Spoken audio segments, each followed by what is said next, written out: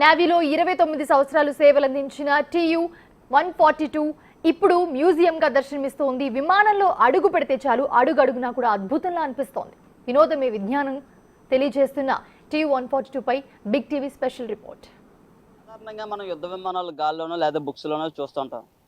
కానీ TU-142 యుద్ధ విమానం విశాఖలో ఒక మ్యూజియంగా ఏర్పాటు చేసి దీన్ని VMRD అధికారులు పూర్తిగా అభివృద్ధి చేసి మ్యూజియంగా ఏర్పాటు చేశారు.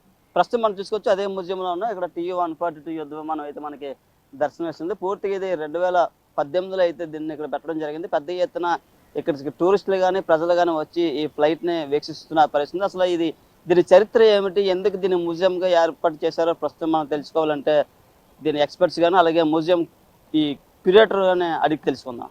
ప్రస్తుతం మనం TU-142 యుద్ధ విమానం దగ్గర ఉన్నాం. ప్రస్తుతం మనం ఈ విమానం ఏ విధంగా ఉండబోతుందో, దీన్ని మ్యూజియంగా ఎందుకు పెట్టారో ప్రస్తుతం మనం లోపలికి వెళ్ళబోతున్నాం. ఇక్కడ చూసుకోవచ్చు ప్రతిదీ ఇక్కడ పూర్తిగా అయితే ఇది ఏ విధంగా పనిచేస్తుందో అంటే టెక్నికల్ ఎక్విప్మెంట్తో పూర్తిగా ఉన్న పరిస్థితి అయితే ఉండవచ్చు. పూర్తిగా చాలా టెక్నికల్గా ఇది మనకి కనిపిస్తున్న పరిస్థితి అయితే ఉంది. అసలు ఇది ఏ విధంగా రన్ అయ్యేది, మ్యూజియంగా ఎందుకు పెట్టారో ప్రస్తుతం అంతా మాట్లాడేందుకు ఈ క్యూరేటర్ కుమార్ గారు ఉన్నారు. సో చెప్పండి, ఏ విధంగా చూడవచ్చు TU-142 చరిత్ర ఏమిటి? నమస్తే అమ్మ, నేను క్యూరేటర్గా, నా పేరు ఎంఆర్ కుమార్, క్యూరేటర్గా ఉన్నాను. ఈ యుద్ధ విమానం TU-142 యుద్ధ విమానం మనకి 1988లో నుంచి వచ్చింది. 1988 నుంచి 2017 వరకును ఇది మన నౌకాదళంకి సేవలు అందించింది అనమాట. ఈ యుద్ధ విమానం ముఖ్యంగా మనం ఇప్పుడు టైల్ భాగంలో ఉన్నాం. టైల్ భాగంలో ఎక్విప్మెంట్స్ ఏంటంటే అటువైపు ఫ్లైట్ గన్నర్ అటువైపు ఉంటారు అనమాట. ఫ్లైట్ గన్నర్ చివరి ఉంటారు. నెక్స్ట్ ఇవన్నీ ఆక్సిజన్ ట్యాంక్స్ అయితే ఇది హై రెజల్యూషన్ కెమెరా అనమాట. హై రెజల్యూషన్ కెమెరా అంటే ఇది 1 సెకండ్కి 1000 స్నాప్స్ తీసుకుంటుంది. 1000 స్నాప్ తీసి ఏరియల్ సర్వే అంతా చేస్తుంది అనమాట.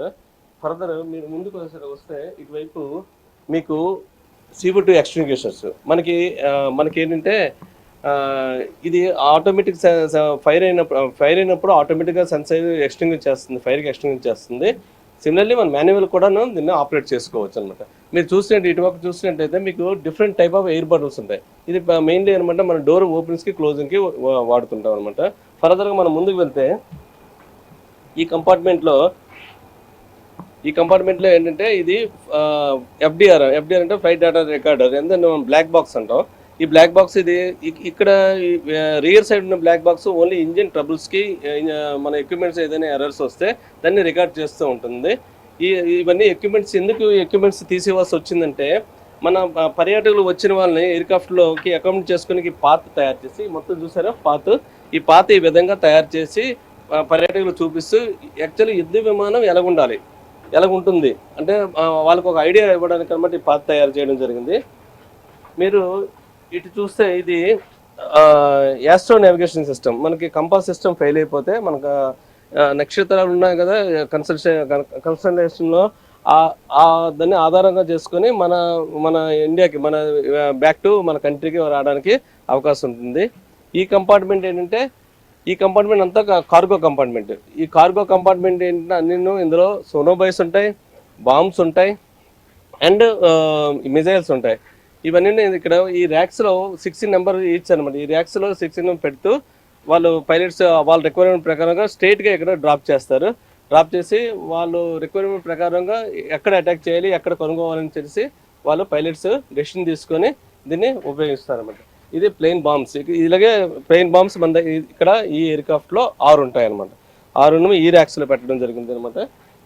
ఫర్దర్ ఇక్కడికి మీరు వస్తే ఇది యాక్చువల్గా ఫ్యూల్ ట్యాంక్. ఇటు సైడ్ వింగ్లో 4 ఉంటాయి, లెఫ్ట్ సైడ్ వింగ్లో 4 ఉంటాయి, రైట్ సైడ్ వింగ్లో 4 ఉంటాయి. ఇది సెంటర్. ఈ సెంటర్లో మీకు ఏంటంటే మీకు 2 ట్యాంక్స్, మొత్తం 10 ట్యాంక్స్. ఈ 10 ట్యాంక్స్ ఏంటంటే దీని ఫ్యూల్ కెపాసిటీ 1,06,000 లీటర్లు. దీని ఫ్యూల్ కెపాసిటీ అంతా ఇందులో ఈ వింగ్స్లోనే అకామిడేట్ అయి ఉంటాయి అనమాట. మీరు ఫర్దర్గా ఇటువైపు వస్తే ఇది TC-3 కంపార్ట్మెంట్.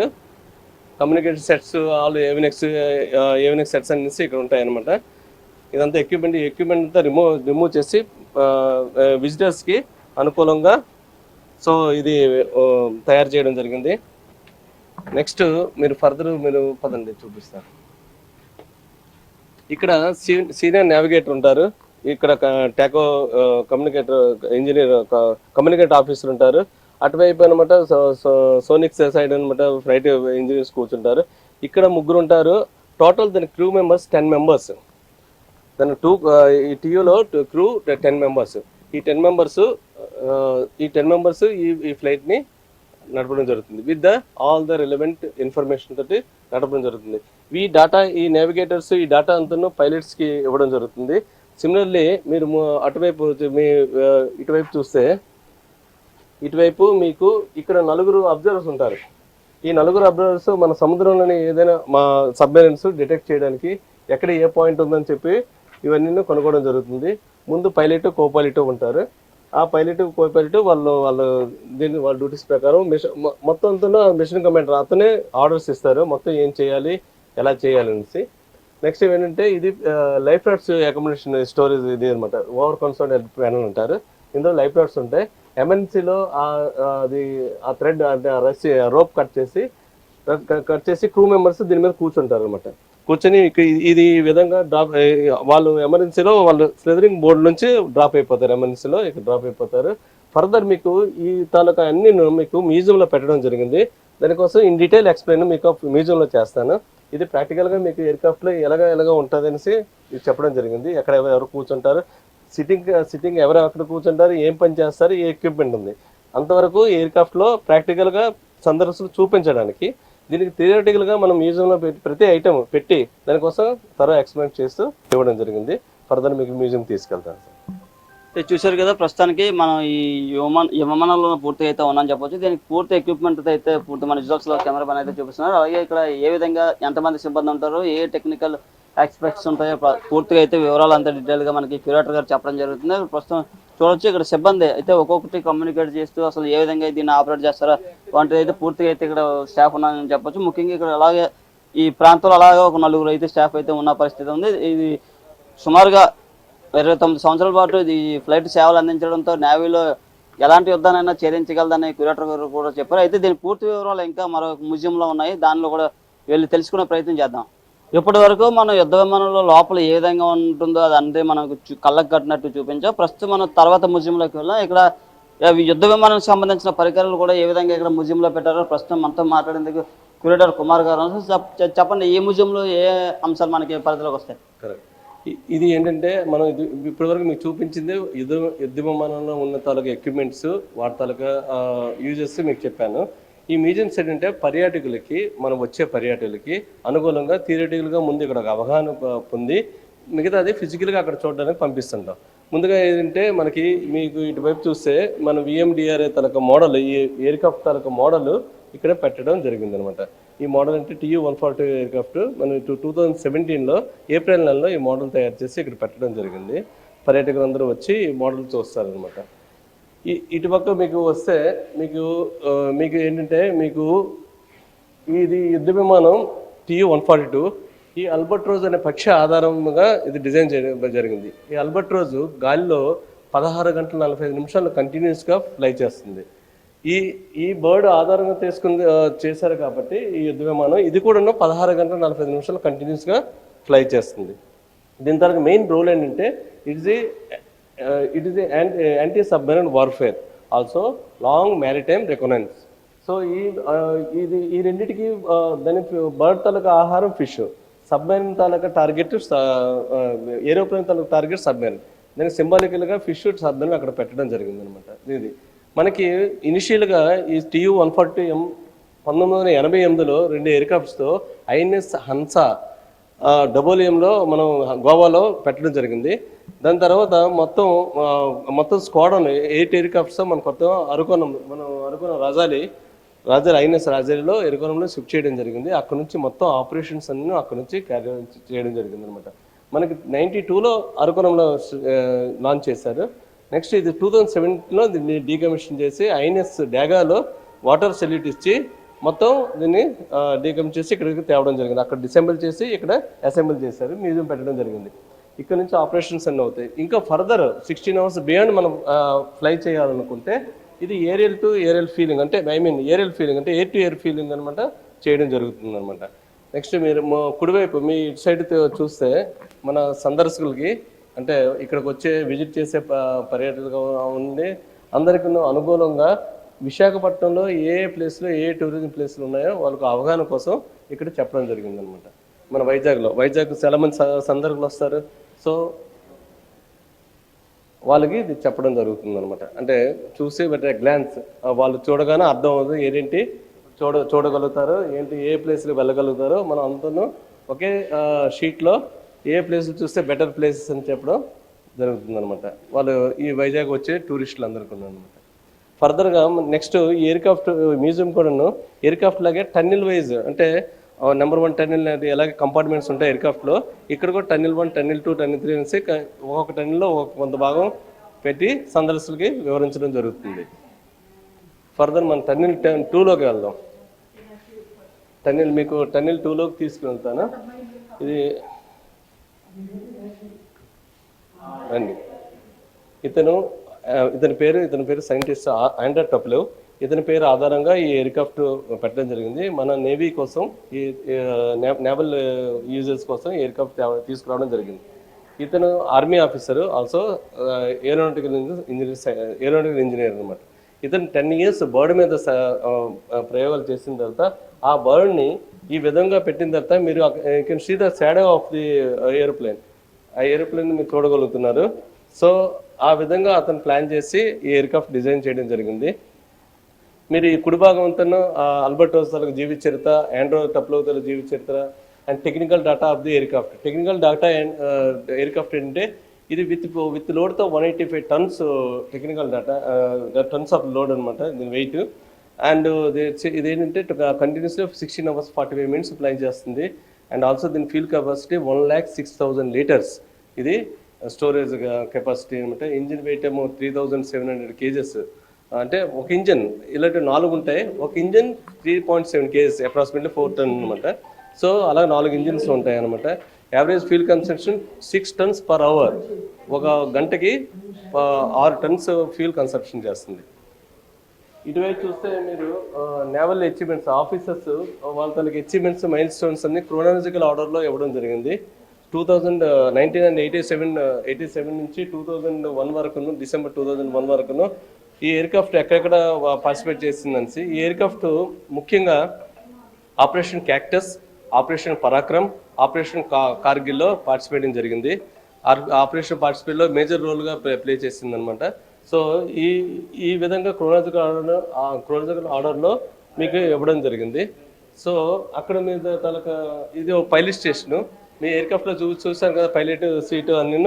ఆ సీట్లో జోయిస్టిక్ అంటే వాళ్ళ యానల్ తీసి ఒక సీట్ ఇక్కడ పెట్టడం జరిగింది. సో పైలట్స్ అంటే సందర్శకులు వచ్చిన వారికి ఇది ఒక ఐడియా ఇస్తుంది, నా పైలట్ సీటు ఇలా ఉంటుందనేసి ఇక్కడ మొత్తం ముందుగా చూస్తారు. నెక్స్ట్ మీ కుడి భాగం ఏంటంటే ఇది ఫ్లైట్ డేటా రికార్డర్. ఈ ఫ్లైట్ డేటా రికార్డర్ అంటే పైలట్స్ తాలూకా క్రూ మెంబర్స్, అంటే 10 crew members తాలూకా డేటాని రికార్డ్ చేస్తుంది. వాళ్ళు కంటిన్యూస్గా వాళ్ళు మాట్లాడింది అంతను ఎంత 50 centimeters per second ఇది రికార్డ్ చేస్తుందండి, స్పీడ్లో రికార్డ్ చేస్తుంది. ఇది కంటిన్యూస్గా 5 hours 30 minutes ఆపరేషన్ చేయగలదు, కంటిన్యూస్గా చేస్తుంది అనమాట. ఇది ఫ్లైట్ డేటా. ఇలాంటివి రెండు దీన్ని బ్లాక్ బాక్స్ అంటారు. ఈ బ్లాక్ బాక్స్ యాక్చువల్లీ దానికి ఏంటంటే ఆరెంజ్ కలర్లో ఉంటుంది, కానీ దాన్ని మనం బ్లాక్ బాక్స్ అంటాం. ఎందుకంటే సెకండ్ వరల్డ్ వార్ తర్వాత డేవిడ్ వార్న్ అనమాట అతను రేడియో ఎక్విప్మెంట్ అంతా ఒక బ్లాక్ మెటల్ బాక్స్లో పెట్టుకునేవాడు. ఆ బ్లాక్ మెటల్ బాక్స్ను పెట్టుకోవడం వల్ల దాన్ని బ్లాక్ బాక్స్ అంటారు అనమాట. సో అది ఉండడం మాత్రం ఆరెంజ్ కలర్లో ఉంటుంది. నెక్స్ట్ ఇదేంటంటే ఎస్కేప్ మొరాల్. ఇదంటే డ్యూరింగ్ ఎమర్జెన్సీ, అంటే ఎయిర్క్రాఫ్ట్ నుంచి ఏదైనా క్రూ మెంబర్స్కి హాని జరిగినప్పుడు కానీ ఎయిర్క్రాఫ్ట్ క్రాష్ అవుతుందని అన్నప్పుడు ఎయిర్క్రాఫ్ట్ నుంచి పైలట్స్ విత్ పారాచూట్ హెల్ప్తో డ్రాప్ అవుతారు. విత్ పారాచూట్ హెల్ప్తో సీ మీద ల్యాండ్ అవుతారు. సీ మీద ల్యాండ్ అయిన తర్వాత లైఫ్ రాఫ్ట్స్కి వైపు వెళ్ళి లైఫ్ రాఫ్ట్స్లో అకామిడేట్ అవుతారు. అకామిడేట్ అయిన తర్వాత హెల్ప్ వచ్చినంత వరకు వాళ్ళు క్రూ మెంబర్స్ 10 crew members కూడా లైఫ్ రాఫ్ట్లో ఉండవలసి ఉంటుంది అనమాట. మీరు చూస్తే నేవల్ యూనిఫామ్స్ అనమాట, various uniforms. What are the uniforms they are actually wearing and all. Ceremonial parade అప్పుడు ఏంటి వేసుకోవాలి, డైలీ రొటీన్లో ఏంటి వేసుకోవాలి, what are things to be worn అనమాట. వాళ్ళు ముందుగా పబ్లిష్ అవుతుంది డైలీ ఆర్డర్లో. ఆ విధంగా వాళ్ళు యూనిఫామ్స్ వేసుకొని వాళ్ళ డ్యూటీస్కి వెళ్తుంటారు. ఆఫీసర్స్ ఆఫ్టర్ సన్సెట్ అనమాట ఈ డ్రెస్లో ఉండాలి. ఇది one type of uniform, naval uniform. Actually uniforms ఎందుకు పెట్టామంటే యూత్ వచ్చి అంటే మనం సందర్శనలు వచ్చి చూసినప్పుడు youth to motivate them how to join in Indian నేవీలో జాయిన్ అవ్వడానికి మనం పెట్టడం జరుగుతుంది. సో నెక్స్ట్ యూనిఫామ్స్ అంతా యూనిఫామ్స్ ఇవన్నీ ఈ కంపార్ట్మెంట్లు అంతా యూనిఫామ్స్ మనం పెట్టాము. ఫర్దర్ ఏంటంటే మనం ముందుగా మనకు నెక్స్ట్ ఉన్నది మీకు ఎయిర్క్రాఫ్ట్లో ఏ ఎక్విప్మెంట్స్ ఉంటాయో ఎయిర్క్రాఫ్ట్లో ఏ ఎక్విప్మెంట్ చూపించాను కదా, ఇది ఎక్విప్మెంట్ జోన్. ఈ ఎక్విప్మెంట్ జోన్లో మీకు ఒకటే ఎక్స్ప్లెయిన్ చేస్తాను. మీకు అక్కడ air bottles different type of ఒకటి round aircraft air bottles and flat type air bottles చూపించాను. Air bottles basically that open and closing the door, దానికోసం ఇది యూజ్ చేస్తారు. ఇప్పుడు ఆ డోర్స్ ఉన్నాయి కదా, ఇప్పుడు కింద నుంచి ఓపెన్ అవుతాయి కాబట్టి ఆ ఎయిర్ బాటిల్స్ దీని నుంచే ఆపరేట్ అంటే air bottles with the help of the air bottles అంటే door will be open and closing. ఇదేంటంటే ఆక్సిజన్ ట్యాంకు.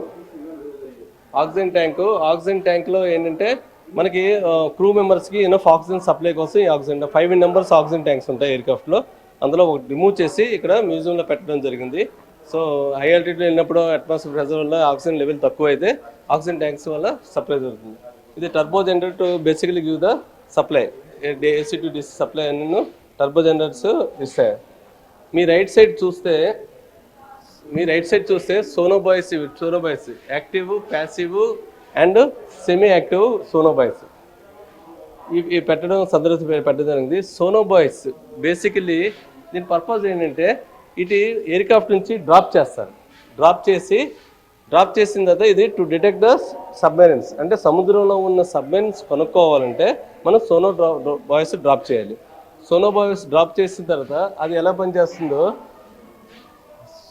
బాయ్స్ ఇలాగా ఇటు చూసారా, ఇటు సోనోబాయ్స్ డ్రాప్ చేసి ఎయిర్క్రాఫ్ట్ నుంచి డ్రాప్ చేసిన తర్వాత ఇది సోనార్ అంటే sound operating navigation ranging. Sonobuoy drop చేసిన తర్వాత ఇది 3 భాగాలుగా విడుతుంది. With impact of the height నుంచి డ్రాప్ చేసిన హెడ్ విడిపోయిన తర్వాత ఈచ్ 3 భాగాలు 10 మీటర్స్ 30 మీటర్స్ డెప్త్లో వెళ్ళి ఎప్పుడైతే సాల్ట్ వాటర్ ఆ సెన్సర్కి మీకు తగులుతుందో సౌండ్ వేవ్స్ మీకు ట్రాన్స్మిట్ చేసి సముద్రంలో ఉన్న ఏ ఆబ్జెక్ట్ అయినా సబ్మెరీన్ అవని, రాక్ అవని, ఫిష్ అవని ఏ ఆబ్జెక్ట్ అయినా అది టచ్ చేసి తిరిగి సౌండ్ వేవ్స్ని అది రిసీవ్ చేసుకుందో ట్రాన్స్పోర్ట్ ద్వారా రిసీవ్ చేసుకుని ఎయిర్క్రాఫ్ట్లో అబ్జర్వర్ చెప్తుందంటే ఈ పొజిషన్లో సబ్మెరీన్ ఇక్కడ ఫ్లోటింగ్ అయింది తెలియజేస్తుంది. ఆ విధంగా ఇది సోనార్ మీదే వాళ్ళు ట్రేస్ అవుట్ చేస్తారు అనమాట. ఫర్దర్ ఇది ఏంటంటే ఎయిర్క్రాఫ్ట్ బ్లేడ్స్. ఈ ఎయిర్క్రాఫ్ట్ బ్లేడ్స్ దాని టెక్నికల్ నేమ్ ప్రొపెల్లర్స్ అంటారు. ఈ ప్రొపెల్లర్స్ ఈ ప్రొపెల్లర్ అంటే దానికి హైడ్రాలిక్ హబ్ కనెక్ట్ అయి ఉంటుంది. ఈ రెండు కలిసి main shaft of the engine, ఆ ఇంజిన్ కనెక్ట్ అవుతుంది. ఇదేంటంటే కాంట్రా రొటేషన్ అంటే యాంటీ క్లాక్, ఒక బ్లేడ్ క్లాక్ వైజ్ తిరుగుతుంది, ఒక బ్లేడ్ యాంటీ క్లాక్ వైజ్ తిరుగుతుంది. అంటే ఇలాంటివి మీకు ఆ పిక్చర్ చూసారా, అది ఇది ఇంజిన్స్కి షాఫ్ట్ ఇది 15,000 SSPలో తిరుగుతుంటుంది. అంటే షాఫ్ట్ హార్స్ పవర్ అనమాట. 15,000 తిరుగుతుంది. ఒక ఇంజిన్ 3.7 అని చెప్పుకున్నాం అనమాట. అటు ఒక ఇంజిన్ అప్రాక్సిమేట్లీ 4 టన్. అలాంటివి 4 ఇంజిన్స్ ఉంటాయి. లెఫ్ట్ సైడ్ 2, రైట్ సైడ్ 2, అంటే లెఫ్ట్ పోర్ట్ అండ్ స్ట్రవడ్ అంటారు. దానికి left side 2 engines, right side 2 engines, అంటే 4 ఇంజిన్స్ మీకు థర్స్ట్ ఈ 185 టన్ విత్ లోడ్ తోటి డ్రాగ్ చేసుకుని లిఫ్ట్ చేయాలంటే మీకు అంత హార్స్ పవర్ కావాలన్నమాట. ఆ హార్స్ పవర్తో మనం ఏరోప్లేన్ని మన ఫర్దర్ ఆపరేషన్స్ కోసం తీసుకెళ్ళగలుగుతాం అనమాట. నెక్స్ట్ మీ లెఫ్ట్ సైడ్ చూసుకుంటే ఇవి లైఫ్ రాఫ్ట్స్. ఈ లైఫ్ రాఫ్ట్స్ కెపాసిటీ అంటే 5 member capacity and single men capacity and 6 men capacity life rafts. And ఈ లైఫ్ రాఫ్ట్స్లో ఏంటంటే మీరు లైఫ్ రాఫ్ట్స్ ఇవన్నీ మీకు చూపించాను కదా ఎయిర్క్రాఫ్ట్లో, ఈ 3 company packed over head console pan మీద మీకు సెక్యూర్ అయి ఉంటాయి. ఈ లైఫ్ రాఫ్ట్స్లో ఇది సర్వైవల్ కిట్ అనమాట. అంటే మన సముద్రంలో మనం లైఫ్ రాఫ్ట్లో ఉన్నప్పుడు సముద్రంలో మనకు ఎవరు హెల్ప్ చేసిన వాళ్ళు లేరు. మనం సర్వైవ్ అవ్వాలంటే అది 3 రోజులు అవ్వచ్చు, 3 నెలలు పట్టచ్చు. సో సర్వైవ్ అవ్వాలంటే డిఫరెంట్ మీకు సిగ్నల్ ఫ్లేయర్స్ ఉంటాయి, అండ్ హాలోజన్ ల్యాంప్స్ ఉంటాయి, అండ్ టార్చెస్ ఉంటాయి, అండ్ వాటర్ ఉంటుంది, చాక్లెట్స్ ఉంటాయి, మెడిసిన్ ఉంటుంది, ఫిషింగ్ బుక్స్ ఉంటుంది, ట్రాన్స్మిటర్స్ ఉంటాయి, అండ్ బ్యాటరీస్ ఉంటాయి, సెల్ఫ్ ఇల్యూమినేటెడ్ ల్యాంప్స్ ఉంటాయి. ఇవేంటంటే సాల్ట్లో వేసిన తర్వాత బ్యాటరీ ఆటోమేటిక్గా మీకు ల్యాంప్ వెలుగుతుంది అనమాట. So these are all the survival kit. అంటే క్రూ మెంబర్స్కి సర్వైవ్ అవ్వడానికి, సేవ్ అవ్వడానికి ఈ లైఫ్ రాఫ్ట్స్లో ఇవన్నీ అకామిడేట్ చేసి ఉంటారు. దీనివల్ల సర్వ్ అవుతారు. అది కొంచెం నీరు మనం చిప్లా తీసుకుంటే అది 12 గంటలు మీకు దాహం పడుతుంది. అలాగే సిమిలర్ చాక్లెట్స్, ఒక చాక్లెట్ ఎంటీ స్టమక్ మీద తీసుకుంటే 3 రోజులు కంటిన్యూస్గా మీకు ఆకలి పట్టదు అనమాట. సో ఈ విధంగా మనకి ఎంతవరకు హెల్ప్ రాలేదో అంతవరకు ఈ సర్వైవల్ కిట్తో మనం ఉండడం జరుగుతుంది అనమాట. సో ఆ విధంగా ఇది ఈ సర్వైవల్ కిట్ పెట్టి అందులో మన ఎయిర్క్రాఫ్ట్ ఓవర్ హెడ్ కన్సోల్లో పెట్టడం జరుగుతుంది. సిమిలర్లీ ఈ బాంబ్స్, ఇది ప్లామ్ బాంబ్ 150 బాంబ్స్, ఇది మన ఎయిర్క్రాఫ్ట్లో 16 నెంబర్స్ ఉంటాయన్నమాట. ఇది డైరెక్ట్లీ పైలట్ ఏమో డ్రాప్ చేస్తారు ఆబ్జెక్టివ్ మీద, అది సర్ఫేస్ అవని సబ్మెరీన్ అవని దేని మీద ఇది డ్రాప్ చేయడం 16 నెంబర్స్ ఉంటాయి. అలాగే మనకి APR 2E మిజైల్స్, అంటే మిజైల్ మనం ఇక్కడ పెట్టలేము, దాని తనకు మోడల్ మనం ఇక్కడ సందర్శకులకి పెట్టడం జరిగింది. APR 2E missile 2E numbers ఉంటాయన్నమాట. ఇదేంటంటే గైడెడ్ మిజైల్, అంటే అండర్ వాటర్లోనూ మనకు టార్గెట్ చేస్తున్న అండర్ వాటర్ సబ్మెరీన్స్కి బ్లాస్ట్ చేయడానికి ఈ మిజైల్ మనం ఉపయోగించుకుంటాం.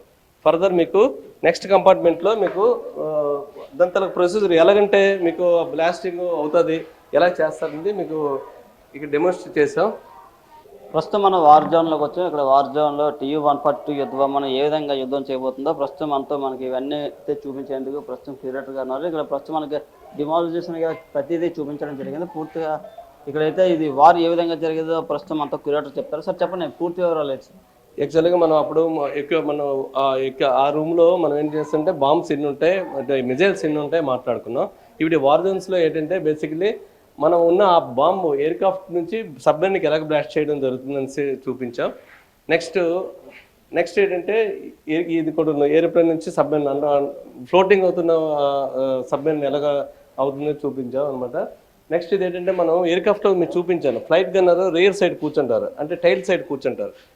ఆ ఫ్లైట్ గన్నర్ మనకి మన ఇండియన్ షిప్ ఆయిల్ ట్యాంకర్స్ కానీ ఇండియన్ షిప్ కానీ ఎవరైనా మన సహాయం అడిగితే పైరేట్స్ని, సీ పైరేట్స్ ఉంటారు, సముద్ర దొంగలు అంటారు కదా, సీ పైరేట్స్ని ఎలాగ మనం ఫైట్